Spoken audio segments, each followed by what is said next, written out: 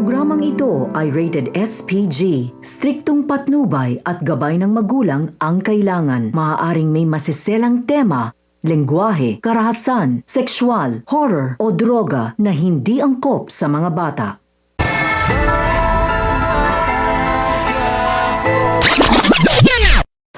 Ang mga dapat nating abangan sa FPJ's Batang Quiapo.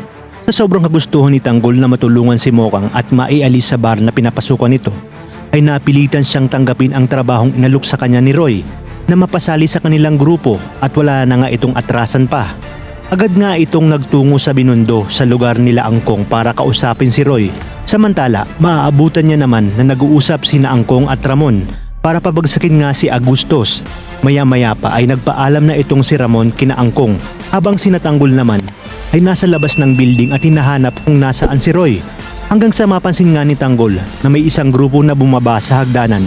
Ito nga ay walang iba kundi si Ramon at si Sibirino na kagagaling lang nga sa opisina ni Angkong. At magugulat naman itong si Tanggol dahil namumukaan niya sina Ramon at Sibirino. Kaya naman sinabi niya sa kanyang mga tropa kung may napansin ba ang mga ito na bumaba sa hagdan.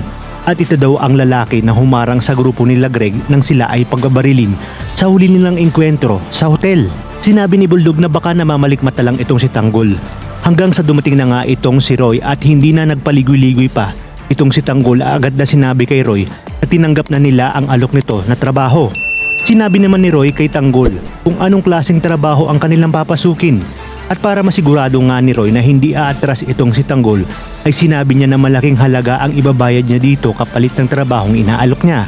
Dahil sigurado nga itong si Roy na malaki ang maitutulong ni Tanggol sa kanilang grupo. At laking Quiapo nga ito.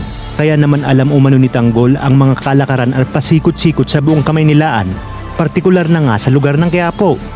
Sa inyong palagay, magkikita na kaya ng tuluyan ang mag-amang Ramon at Tanggol, gayong kasama na sa grupo nila Angkong ang ating bidang si Tanggol?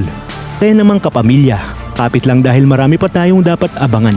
Dito lang sa bagong tinututukan ng sambayanan, ang FPJ's Batang Quiapo.